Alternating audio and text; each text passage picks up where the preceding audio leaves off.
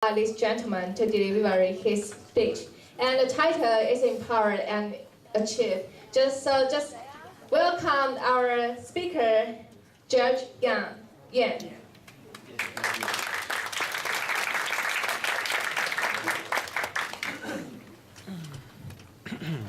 Can we turn it off for the moment? All right, maybe I can speak from here so I won't block it. Black screen. Black screen. Well, good afternoon. I feel very privileged to be invited here to speak all of you.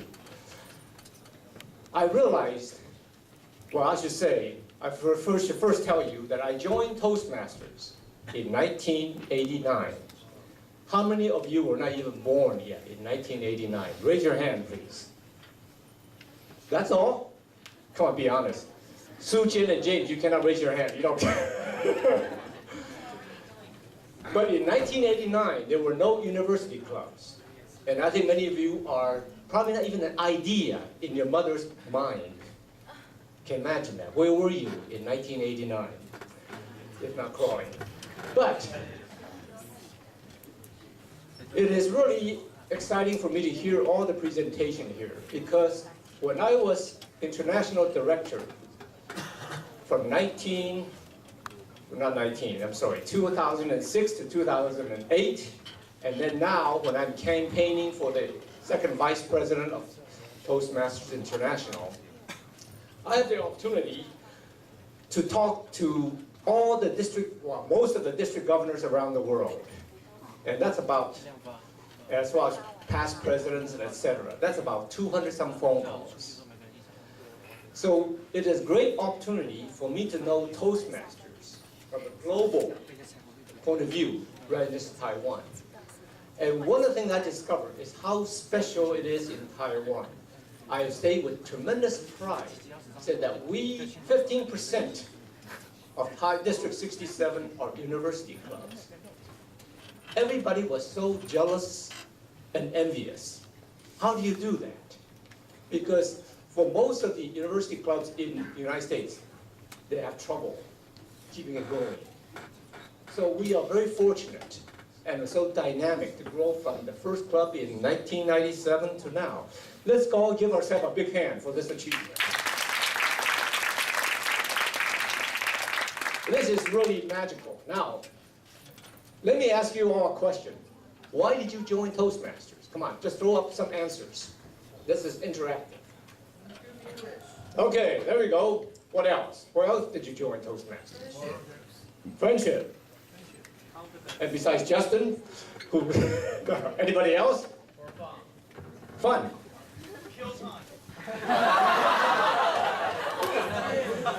Okay, I suppose that's true too. These are all very good reasons and valid reasons to join Toastmasters. But one of the things that I've discovered after 20 years in Toastmasters is in many ways not a very well understood organization, not only in Taiwan, but all around the world. We have a big secret. And I believe at the heart of Toastmasters, it is about empowerment. Indeed, Toastmasters, Empower and Achieve, was my district theme when I was district governor in the year 2004 and 2005. Empower and Achieve is also my theme in my campaign.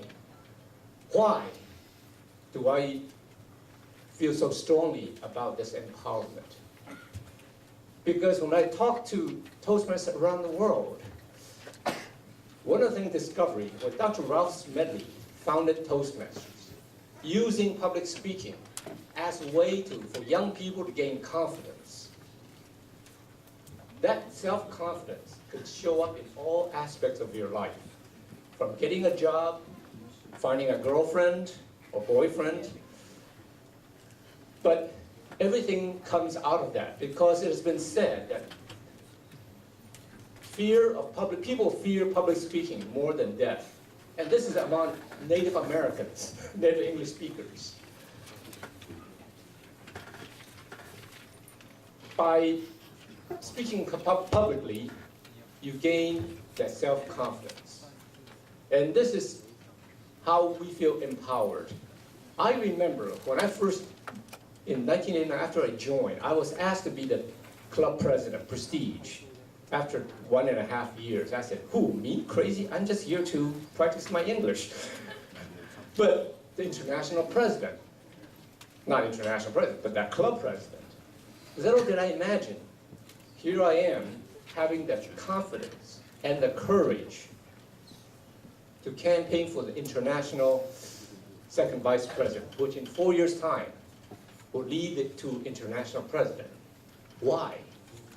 Obviously, this 20 years, I have discovered the sense of self-confidence and the empowerment to go beyond Taiwan and to the international scene. There are so many stories about empowerment. How many of you know who is the current international president of Toastmasters International? Nobody? Have you ever heard of Gary Schmidt from the Toastmaster magazine? I know him because we served on the board together. His story is that when he was a college student, he was so shy, he would not even speak. People thought he was deaf and mute. Can you imagine that? This is a native English speaker, American. But he's so afraid, so shy, so afraid of speaking. And then he joined Toastmasters, just like you did. And then he discovered his voice. That gives him the confidence to speak up. Because of the Toastmasters, he was able to finish college. And after finishing college, he was able to help him to get his first job. And his job was an assistant to a US senator. And now, at the age of, 37, he is now the international president, one of the youngest. Now, how does this person come from a shy freshman in college to be international president of Toastmasters? And his goal, his dream, is to be the governor for the state of Washington. That's where he's from. And as you may know, many American presidents come from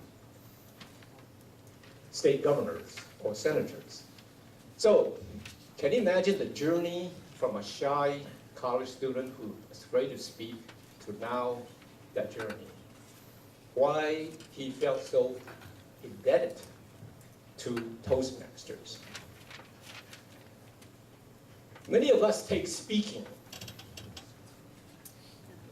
and listening for granted. Are you aware that there are many Toastmasters clubs in prisons in the United States? There's about 50 or 60 prison clubs. Prison clubs, we call them gavel clubs. Now, prisoners is when you read about them, people are dedicated to in prison clubs. It's really touching. I remember one prisoner who gave an icebreaker speech. And he said, all his life, nobody ever listened to him. And here in Toastmasters Club, when he speaks, everybody pay attention.